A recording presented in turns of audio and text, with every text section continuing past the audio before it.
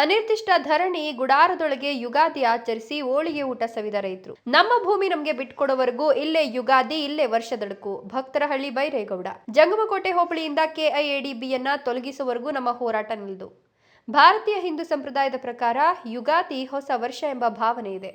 ಪ್ರಕೃತಿ ರೈತನ ಒಡನಾಡಿ ಇದ್ದಂತೆ. ಹೊಸ ಚಿಗುರು, ಹೊಸ ಬಿಟ್ಟು ಕಂಗೊಳಿಸುವ ದಿನ.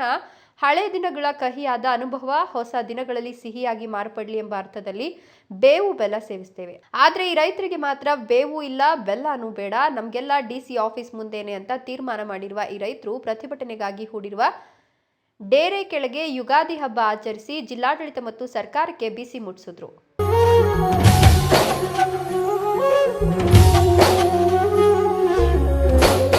ಚಿಕ್ಕಬಳ್ಳಾಪುರ ಜಿಲ್ಲೆ ಶಿಡ್ಲಘಟ್ಟ ತಾಲೂಕಿನ ಜಂಗಮಕೋಟೆ ಭಾಗದ 13 ಹಳ್ಳಿಗಳ ಕೃಷಿ ಜಮೀನು ಕೈಗಾರಿಕೆಗೆ ಬಳಸುವ ಉದ್ದೇಶವನ್ನ ಕೂಡಲೇ ಕೈಬಿಡಬೇಕು ಅಂತ ಒತ್ತಾಯಿಸಿ ರಾಜ್ಯ ರೈತ ಸಂಘ ಆಶ್ರಯದಲ್ಲಿ ಹಮ್ಮಿಕೊಂಡಿರುವ ಅನಿರ್ದಿಷ್ಟ ಧರಣಿ ಇವತ್ತಿಗೆ 4 ದಿನಗಳಾಗಿದ್ದು, ಇಂದು ಯುಗಾದಿ ಹಬ್ಬ ಇದ್ರೂ ಪ್ರತಿಭಟನಾ ಸ್ಥಳವನ್ನ ಬಿಟ್ಟು ಹೋಗದೆ ರೈತರು, ರೈತ ಮಹಿಳೆಯರು ಇದೇ ಟೆಂಟ್ ನಡಿ ಹೋಳಿಗೆ ಊಟ ತಯಾರಿಸಿಕೊಂಡು ರೈತ ಸಂಪ್ರದಾಯದಂತೆ ನೇಗಿಲನ್ನು ಪೂಜಿಸಿ ರಾಗಿ ಮೊಳಕೆ ಬಿಟ್ಟು ತಮ್ಮ ತಮ್ಮ ಮನೆಗಳಲ್ಲಿ ಮಾಡಬಹುದಾದ ಎಲ್ಲ ಸಂಪ್ರದಾಯ ಆಚರಣೆಗಳನ್ನ ಇಲ್ಲಿಯೇ ನಡೆಸಿ ನಮಗೆ ಹಬ್ಬ ಮುಖ್ಯ ಅಲ್ಲ, ನಮಗೆ ಭೂಮಿ, ನಮ್ಮ ಭೂಮಿಯನ್ನ ನಮಗೆ ಬಿಟ್ಕೊಡಿ, ನಮಗೆ ಕೈಗಾರಿಕೆ ಬೇಕಾಗಿಲ್ಲ, ಕೃಷಿ ಭೂಮಿ ಉಳಿಸಿ ಅಂತ ಒತ್ತಾಯಿಸಿದ್ರು.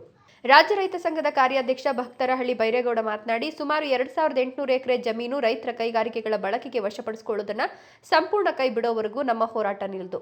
ನಮಗೂ ಮನೆಗಳಿಗೆ ಹೋಗಿ ಮನೆ ಮಕ್ಕಳೊಂದಿಗೆ ನೆಮ್ಮದಿಯಾಗಿ ಯುಗಾದಿ ಆಚರಿಸಿಕೊಳ್ಬೇಕು ಎಂಬ ಆಸೆ ಇದೆ. ಆದರೆ ನಮಗಿರುವ ತುಂಡು ಭೂಮಿಯನ್ನು ಕಳೆದುಕೊಂಡ ಮೇಲೆ ಶಾಶ್ವತವಾಗಿ ನೆಮ್ಮದಿ ಕಳೆದುಕೊಳ್ಬೇಕಾಗುತ್ತೆ.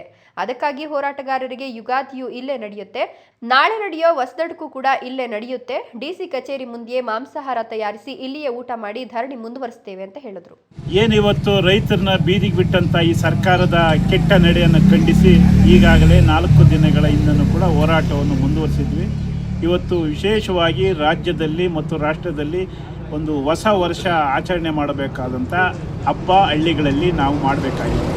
ಅದರಲ್ಲೂ ಕೂಡ ರೈತರು ನಾವು ನೇಗಿಲನ್ನು ಹೊಸ ನೇಗಿಲುಗಳನ್ನು ಪೂಜೆ ಮಾಡುವಂಥದ್ದು ಮತ್ತು ರಾಗಿಯನ್ನು ಮೊಳಕೆ ಬಿಡುವಂಥದ್ದು ನಮ್ಮ ಸಾಂಪ್ರದಾಯಿಕವಾದಂಥ ಪದ್ಧತಿಯನ್ನು ಮಾಡಬೇಕಾಗಿತ್ತು.